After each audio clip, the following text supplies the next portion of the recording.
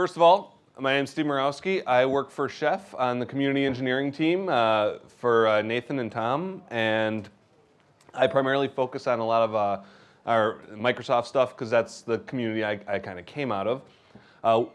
You can tell I am not Tiander from Microsoft. Unfortunately, he had some travel issues getting here. He was supposed to be here today to give this session, so I'm stepping in to kind of fill his shoes. But we appreciate the effort he made. He was up most of the night trying to get travel working. I had emails from him like at 1 in the morning as he was trying to sort out different travel arrangements, and just couldn't make it. So, all right, with that, what I'd like to do is share a little bit about where kind of a little bit of background of the history of automation on the Microsoft Windows platform, to kind of talk about how Microsoft is interacting in the community now, and kind of where Chef and Microsoft and Chef and Windows Server kind of all fit together. And I think it's kind of an interesting story how that's all developing. And yeah. Now, PowerShell is a place that I've spent a ton of time, and that's where I've focused most of the automation in my personal background and experience. And so I was very happy when that kind of came around, but that didn't exist until around 2006-ish time frame. And before that, the automation story on Windows was pretty sad. We had command.exe, we had VB script, there was some other stuff like AutoIT, and auto hotkey and a bunch of other little automation technologies. You could kind of glue things together. But it was a really painful, dark day if you were trying to automate things on Windows Server. Things that went next, finish were awesome. That was just, that was the way to do things. But as the need for automation and the need for an effective command line shell and automation engine really was kind of really felt at Microsoft. It wasn't so much at first, but the need was really there. And so in 2006, we saw Windows PowerShell v1 shipped. And that introduced an object-based shell, which was kind of weird, but it was really effective for the Microsoft space because Microsoft management is all on this object model kind of idea. So a shell that can represent an object model was actually really effective. And one of the things that PowerShell v1 kind of introduced initially was this ubiquitous automation engine. And it provided bindings to WMI and COM and .NET so that all of these different tools could come play together in the same technology space and be glued together and have a unified way to automate things. And that story then got sold to the rest of the Microsoft ecosystem, and you started to see things like Exchange and Active Directory and VMware and all sorts of stuff start to build on top of PowerShell and provide this consistent automation story. 2009, PowerShell v2 shipped. And in PowerShell version 2, we started getting remote command line management on other systems with PowerShell remoting. So we got the idea of fan out where I could execute a command across a wide variety of systems and have the results all returned to me. I got background jobs. Commandlet coverage started to expand. We started getting more commands for things in Windows Server 2008 R2 for some of the roles and features and things. And so 2009 was a really effective, or PowerShell v2 in 2009 was a really great enabler story. 2012, this is when PowerShell v3 shipped with Server 2012 and then for down level.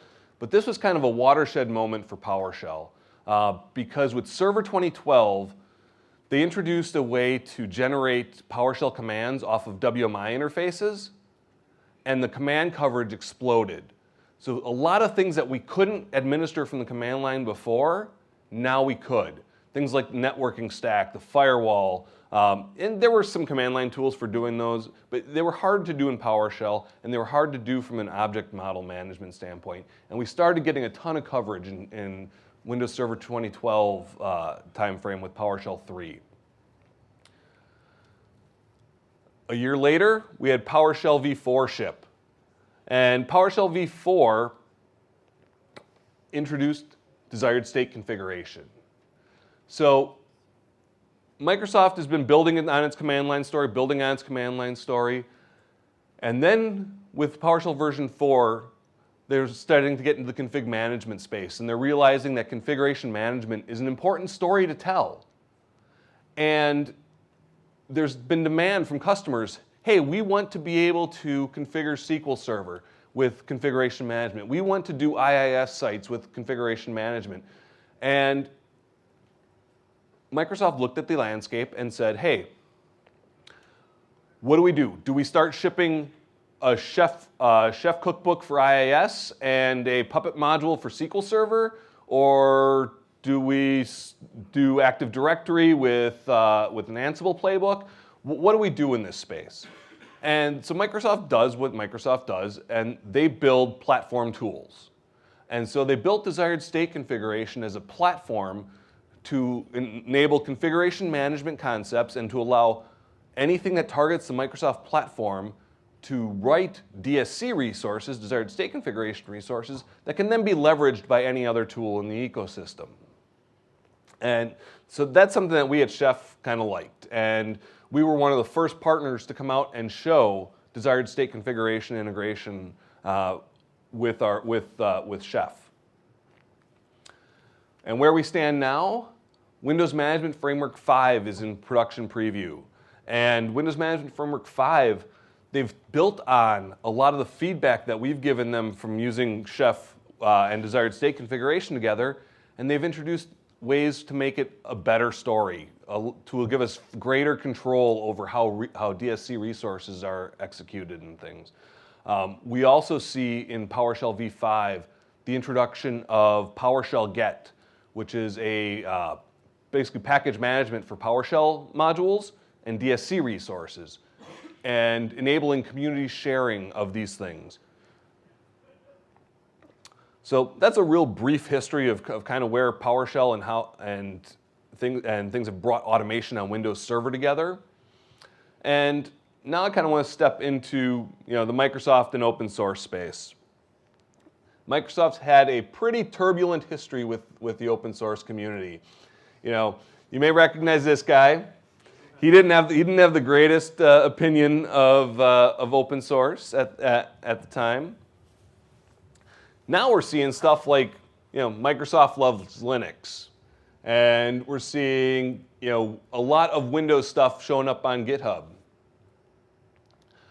This is actually pretty impressive because Microsoft is always hey, we want to get in on that story, and then they stand up their own version of a thing. Anyone here hear of Codeplex? A couple of folks. Okay, so Codeplex was basically a open source source control and project management for open source projects, right? Kind of like GitHub, but worse. And so it was backed by TFS, and and you could have Mercurial, or you could have Subversion-based projects and stuff. It was just kind of clunky, and but that's where a lot of open source efforts in the Microsoft space started. And so whenever Microsoft would ship something open source, it would go on Codeplex. And they had the Codeplex Foundation and a bunch of things like that. And, well, a while back, Microsoft started open sourcing .NET. And they open sourced it and stuck it out on GitHub. And a lot of other efforts at Microsoft are showing up on GitHub. But, all right. So what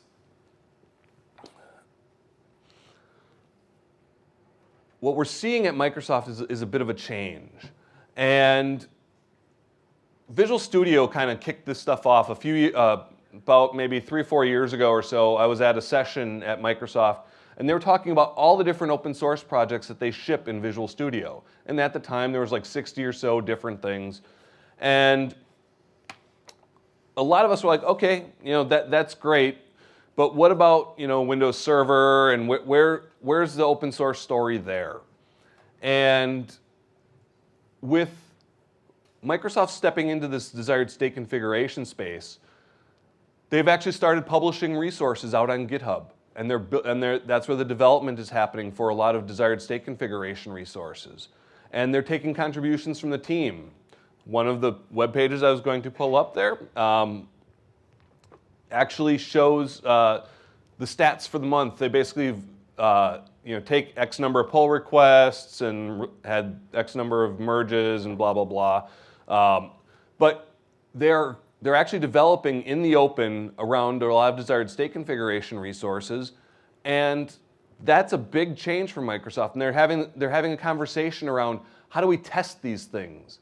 What does the integration testing story look like? What's the unit testing story look like for this? And on the testing front, we have one of the biggest changes in the Microsoft ecosystem that we've seen when it comes to Windows Server and the Windows operating system. This is the first time in Microsoft history that they're shipping open source in Windows Server and the Windows operating system. You may not recognize this logo, but that's the logo for Pester, which is a testing framework for PowerShell. And that is shipping in the box with Windows 10 and Windows Server 2016. And it paves the way for them to ship more and more open source with Windows Server. One thing you might have seen recently on the Twitters or out on some of the blogs is that Microsoft's been experimenting with OpenSSH. There's a preview build in the PowerShell GitHub organization of OpenSSH that runs on Windows Server. And they've published their roadmap of what they're doing to make that a reality so that they can start shipping OpenSSH with Windows Server and that you could install it down level. So, not that I think OpenSSH is going to fix remote management for Windows. It's not, but it's a step in the right direction. So just a couple of handy links to remember here. Microsoft.github.io, that's got it's got links to all the different GitHub repos that Microsoft has out there. And also the PowerShell, github.com/PowerShell. That's where the OpenSSH stuff lives, as well as all the GitHub, all the DSC resources that exist in the Microsoft ecosystem.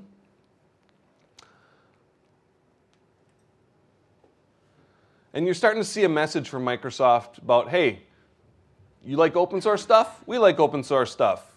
And what it really means is they really want us in Azure, right? The new Microsoft is all about services. It's all about, we want you to be in our ecosystem, regardless of the tooling that you're using, regardless of the operating system that you're using. We want you to be consuming our services. And to that effect, Chef plays in Azure. And we've got a couple of things that can make Azure consumption a little easier if you want to go and play around there. One of the handy things, if you want to run Chef on Linux or Windows machines in Azure, we have a VM agent extension which installs Chef and will wire it up to and do the initial bootstrap of your server to your Chef server and get things all kicked off there. That does not require any direct communication with the host. So if you have if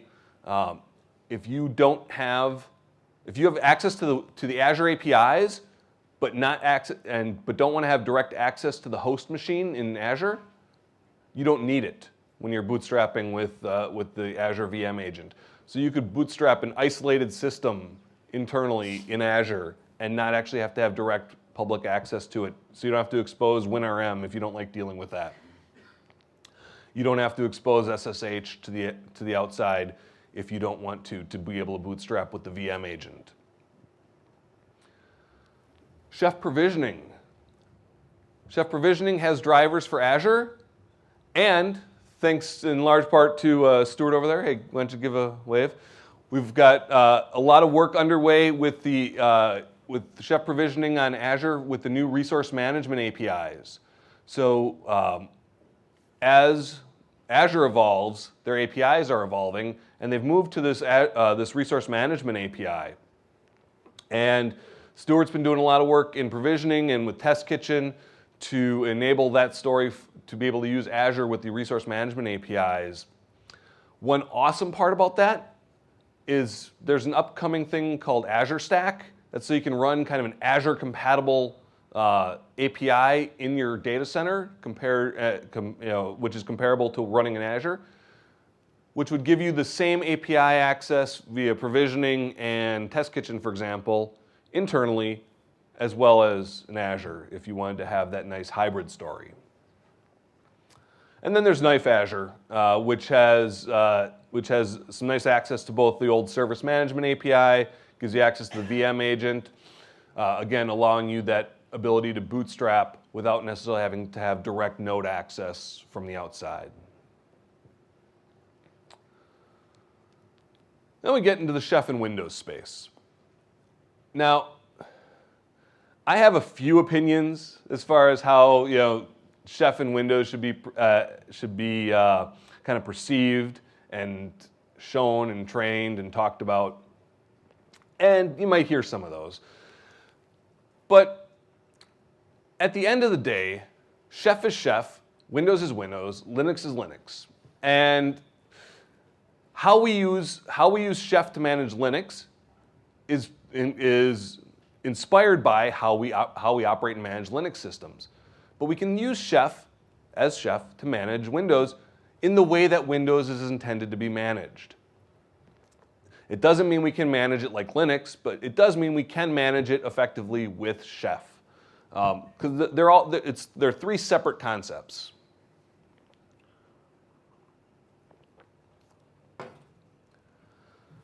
So one of the first kind of entry points that we have with Chef into the Windows ecosystem is the traditional command line apps. And if you take a look at the IAS Cookbook, for example, the IAS Cookbook has a lot of app command running in it, which was a command line utility to manage IAS configurations. And guess what? The PowerShell coverage for IAS, not so good. And hasn't been getting any better. So app command is right now still kind of one of the best ways to go about manipulating IAS. And so we still have access to that. We have the use of that. As I was talking about kind of the history and the evolution of PowerShell, as PowerShell's been available, it's been consumable in Chef. We have PowerShell Script Resource, so basically anything you can do in PowerShell, you can do via Chef.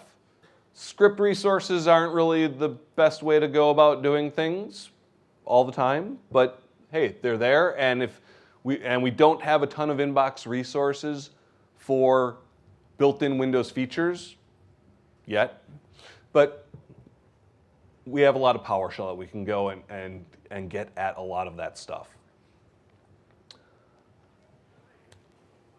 Desired state configuration. I mentioned that started shipping in 2012 with PowerShell version 4.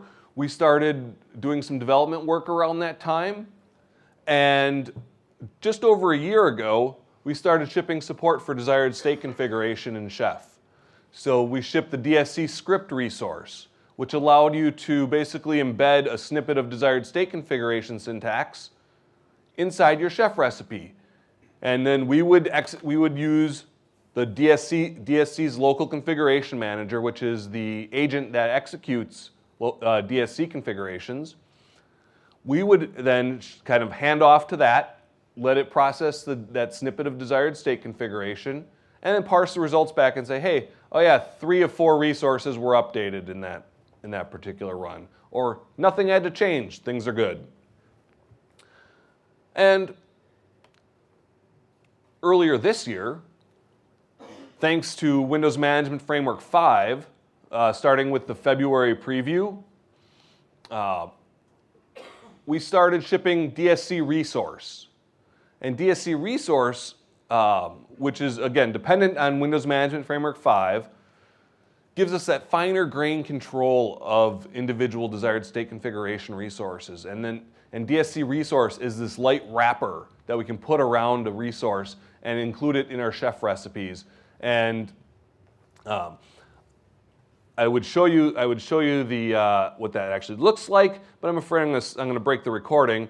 If you want, there are plenty of examples. There's some in the ChefConf, in the videos from ChefConf. There's a demo of myself and of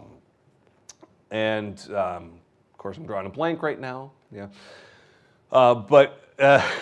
excuse me, and we have a demo out there, and there's a GitHub repo with the demo of it, showing a couple of different ways using DSC Script, using DSC Resource, using DSC by itself, and using PowerShell and Chef to all stand up and do the exact same tasks. And so you can kind of take a look at what they look like. And with DSC Resource, it looks very much just like native Chef in a Chef recipe, though for those resources, then we shell out to the local configuration manager to do something.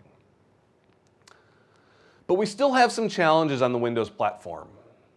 And one of the biggest challenges that we hit and kind of generates like 80% of the questions that I end up having to answer around Windows is in dealing with with remote management, whether it's Test Kitchen, whether it's a bootstrap process, whether it's using something like Knife WinRM.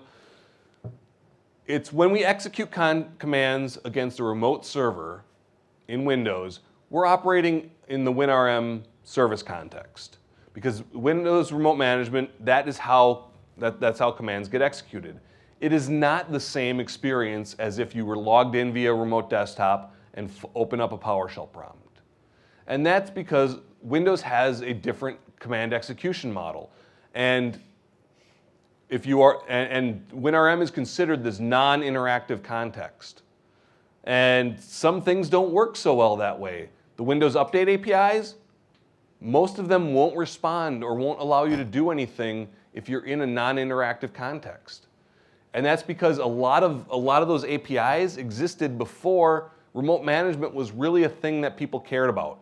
And so they were written in such a way to disallow that kind of non-interactive interaction.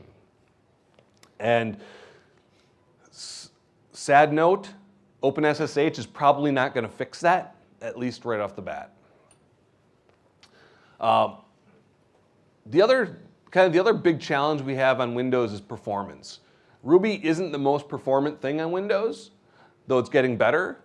And our engineering teams have been doing a lot of work to get 64-bit Ruby and Chef working well on Windows, and so we should see something in that regard in the near future.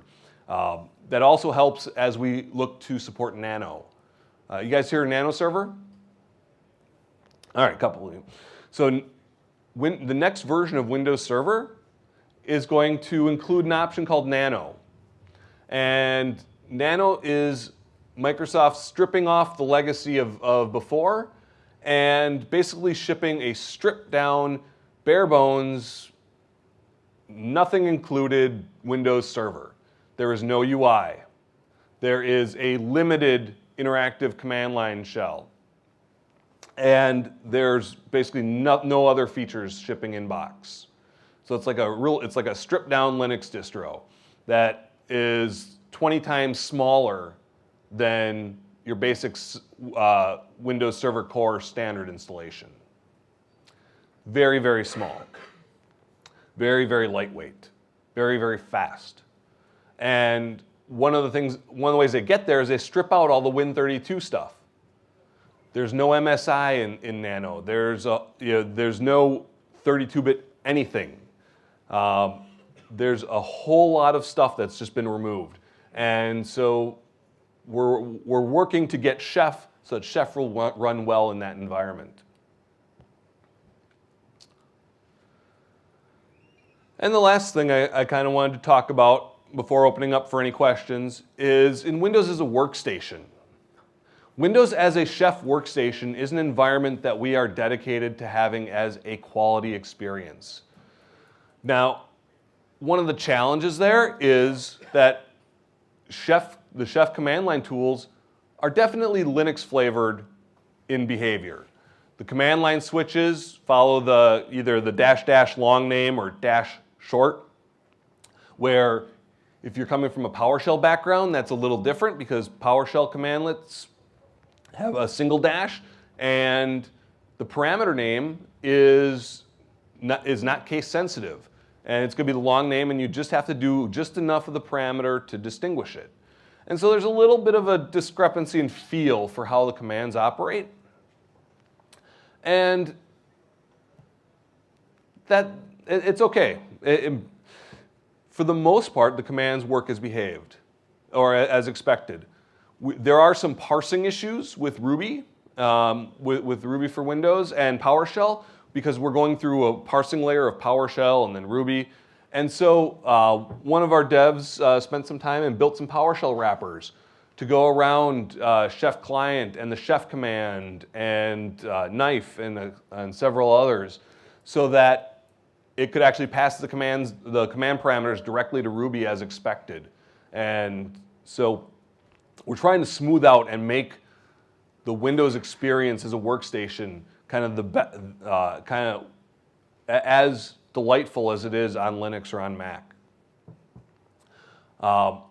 In the testing story, I've been spending a lot of time personally with Kitchen over the last year, and since we have strong support for desired state configuration resources, I thought it would be important that we have a good testing story around those DSC resources before we actually incorporate those things into our chef recipes. So we have Kitchen DSC for testing desired state configuration resources. Pester is an extremely important test tool in the Microsoft and PowerShell ecosystems. So we can execute tests from within Kitchen using Pester. And then Hyper-V, if you're running Windows 8 or above, you actually have Hyper-V available out of the box on the client. And so Kitchen Hyper-V provides a way to quickly spin up machines for systems under test with Windows Power or with Test Kitchen. So with all that, I forgot to mention Chef DK. We have a chocolatey package. You guys hear chocolatey? Handful of folks. It's a packaging format for Windows. You can do Choco install Chef DK and get the latest Chef DK installed, which is awesome. So with that, do we have any questions? Hi, can you elaborate a little bit on the performance of using PowerShell DSC resources within Chef, specifically regarding the number of times that PowerShell has to be invoked?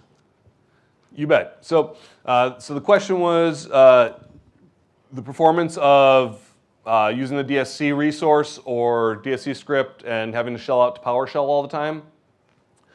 So there is some overhead. Every time we need to call into desired state configuration, we have to start up a PowerShell process, which there's overhead. So it's process creation. We're instantiating because PowerShell is based on .NET, so there's the .NET runtime that has to be fired up, and then the PowerShell runtime that has to fire up. And there is some overhead there. And the more DSC resources you have, the more times you're calling out to PowerShell, the more latency you add into that process. One of the things that we started at the community summit in Seattle, we had a hack day afterwards.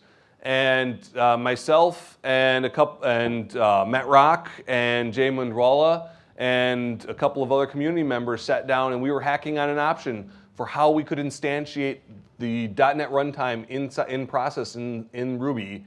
And we actually made some pretty good headway, and we're still working on that so that we could actually do all that in process and eliminate some of that overhead. So yes, as it stands now, there definitely is overhead. It's a pain, we know, and we're working on we have actually an option to help alleviate some of that. About Windows, like you said, there are some standards of using Chef. Do we have something like that for Windows, or where can we take a look? Some standards of using Chef, like using Chef for Windows, not trying to do something like we made on Linux. Yeah. So Now we're going to delve into my opinion versus what Chef actually says, and this is going to be a great topic for open spaces for tomorrow. But in my opinion, so we used to run these Chef Fundamentals Linux, Chef Fundamentals Windows classes, and the challenge is we aren't teaching Windows systems administration, right?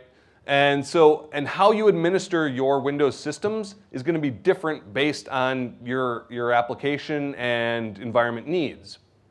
So unfortunately, there isn't a great best practice for how to do Chef on Windows compared to Chef on Linux, or there's not really a translation. It's if you want to have the best experience with Chef managing Windows, you actually have to learn the Windows operational models and how things work there.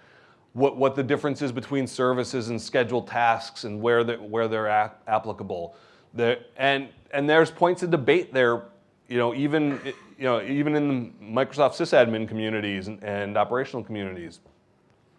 And so there's not again, this is all my opinion. I don't know if there's a way that we as Chef can teach that, but we can definitely teach you how to, what the constructs are in Chef that can help you enable those different scenarios. I know it's not a great satisfactory answer, but there's not a great Linux to Windows translation layer because they operate in two fundamentally different capacities. You have your document-oriented management on Linux, you have your API-oriented management on Windows. In Windows, they include a lot of stuff in the box. In Linux, there's a big investment in package management, and you're starting to see package management stuff happening on the Windows side, but it's nowhere near as mature as it is on the Linux side. So there's ACLs and group management and user management. They're totally different across the two platforms. So there's really not a great translation layer for that. All right, thank you, Stephen. Sure thing.